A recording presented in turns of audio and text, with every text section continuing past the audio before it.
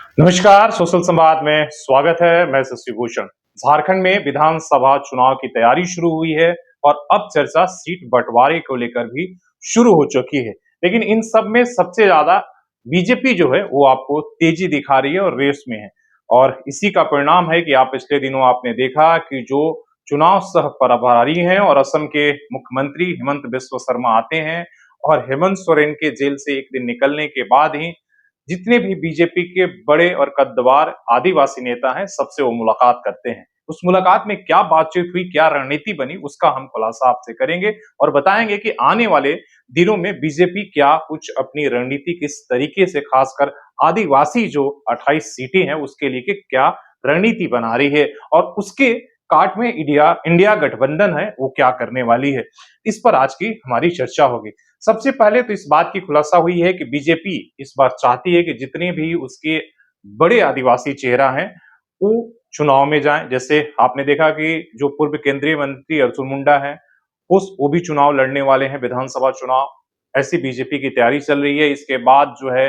अरुण उरांव, प्रदेश अध्यक्ष बाबूलाल मरांडी भी चुनाव लड़ सकते हैं, इसलिए कि बड़े जो चेहरे हैं सुदर्शन भगत, ये भी पूर्व केंद्रीय मंत्री हैं, ये भी चुनाव में लड़ सकते हैं। प्रदेश अध्यक्ष जो पूर्व प्रदेश अध्यक्ष हैं ताला मरांडी, उनकी भी एक रणनीति है कि बीजेपी की जो और गीता कोड़ा जो है वो चुनाव लड़ेंगे, जो चुनाव सांसद में हारी हैं, वो पूर्व सांसद हैं, बड़े चेहरे हैं, तो उनको भी उतारने की तैयारी है। उसके साथ आप सीता सोरेन और उनकी बेटियों में से हो सकता है या तो दोनों को बीजेपी टिकट दे या किसी एक को, बेटी या मां में से किसी एक को जो है वो चुनाव में विधानसभा चुनाव लड़ा सकती है। राज्यसभा सांसद समीर उरांव, तो ये 10-12 ऐसे आदिवासी बड़े चेहरे हैं जिनको बीजेपी उतारने की कोशिश में है। और बीजेपी की रणनीति ये है कि जो 28 आदिवासी सीटें हैं, पिछले विधानसभा चुनाव में भी बीजेपी के हिस्से 2 सीटें आई थी। मतलब जो इंडिया गठबंधन और जेएमएम की सबसे बड़ी ताकत है वो आदिवासी रिजर्व सीटें। तो बीजेपी चाहती है कि बिना उसमें सिंध लगाए वो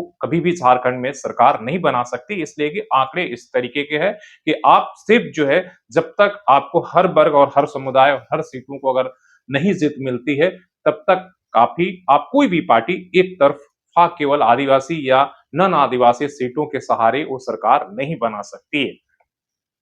तो इसलिए बीजेपी चाहती है कि हम बड़े चेहरा कम से कम उतारे और बड़े चेहरे में अगर ये विधानसभा चुनाव के अगर 10-12 सीटें भी अगर हमारे 28 में से आ जाती है तभी हम सरकार बनाने की स्थिति में है। और इसलिए बीजेपी अभी से उसकी रणनीति शुरू हो चुकी है और एक तरीके से जो केंद्रीय नेतृत्व के निर्देश पर जो हिमंत बिस्व शर्मा है इन तमाम नेताओं से एक बैठक कर चुके हैं, उन्हें बता चुके हैं कि आपको विधानसभा चुनाव के लिए तैयार रहना चाहिए और उनसे उनके चॉइस की सीटें भी एक तरीके से बातचीत कर चुके हैं, पूछ चुके हैं। हालांकि कई ऐसे इसमें आदिवासी नेता हैं, खासकर बाबूलाल मरांडी के बारे में प्रदेश अध्यक्ष कहा जाता है कि हमेशा वो जनरल सीट से ही चुनाव लड़ना पसंद करते हैं और उसी से वो जीत कर आते भी हैं। लेकिन बीजेपी की ये प्राथमिकता है, आपने देखा कि लोकसभा में भी ये बात रही कि भाई कोई भी आदिवासी जो चेहरा है उसको नन आदिवासी या जनरल सीट से चुनाव नहीं लड़ाया जाएगा और इसी का परिणाम है। ये आप सुन रहे थे कि अर्जुन मुंडा जमशेदपुर से चुनाव लड़ना चाहते हैं लेकिन उन्हें फूटी ही अंततः लड़ना पड़ा, इसलिए कि एक केंद्रीय नेतृत्व का फैसला है। दूसरी बीजेपी की बड़ी रणनीति ये है कि जिस तरीके से आपने छत्तीस और मध्य प्रदेश में आपने देखा कि उन्होंने कई महीना पहले ही सीटों का बंटवारा कर दिया, मतलब घोषणा कर दिया टिकट का। और लोकसभा में भी उन्होंने यही किया कि चुनाव घोषणा होने से पहले 2 महीना पहले ही उन्होंने टिकट का बंटवारा कर दिया था। तो झारखंड में भी ये पूरी संभावना है कि जुलाई नहीं तो अगस्त के अंत तक तो सीट टिकट की घोषणा हो जाएगी।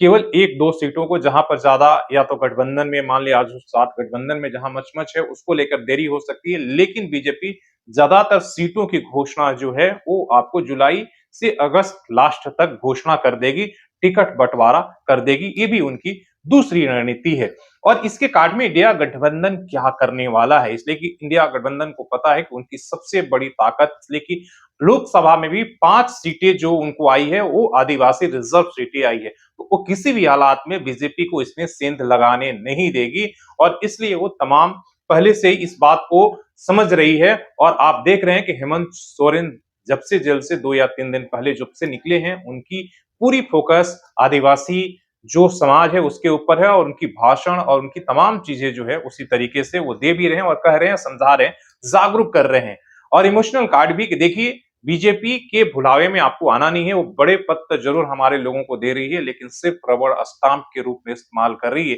अगर हम उनके भुलावे में आ जाएँगे, तो जो हमारी आदिवासियत है, जो हमारा अधिकार है, उसको बीजेपी हमारी पहचान और ये को खत्म कर देगी और इसी का परिणाम है कि लगातार आदिवासी मुद्दों को जेएमएम प्रखरता से उठा रही है। कल आपने देखा कि लोकसभा के अंदर जो जेएमएम के सांसद हैं, खासकर आप जोहा मांझी को आप देख रहे थे कि लोकसभा में जब वो बोल रही थी तो उनका पहला ही वो भाषण में ये था कि झारखंड के लिए आदिवासियत और आदिवासी की पहचान बचाने के लिए सरना धर्म कोड दीजिए। इन तमाम मुद्दों को उठाने की कोशिश करी है तो और बात कर रही थी कि पहले ही अपनी बा अपनी बात और अपनी भाषण में उन्होंने आदिवासी और झारखंड की आदिवासियत की पहचान और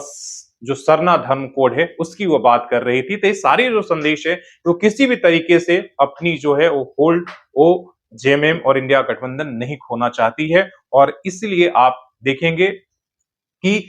जो इंडिया गठबंधन में भी एक तरीके से सीटों को लेकर चर्चा हो शुरू हो गई। आपने देखा कि कल ही जो आपके लेफ्ट के हैं दीपांकर भट्टाचार्य जी, वो आकर मिलते हैं और विधानसभा पर चर्चा होती है। हालाँकि सभी अभी हेमंत सोरेन से सभी नेता कांग्रेस के हों, जेएमएम के हों, बाकी सहयोगी दल हों, सभी औपचारिक रूप से जेल से आने के बाद मुलाकात कर रहे हैं। लेकिन इसके साथ-साथ ये भी है कि विधानसभा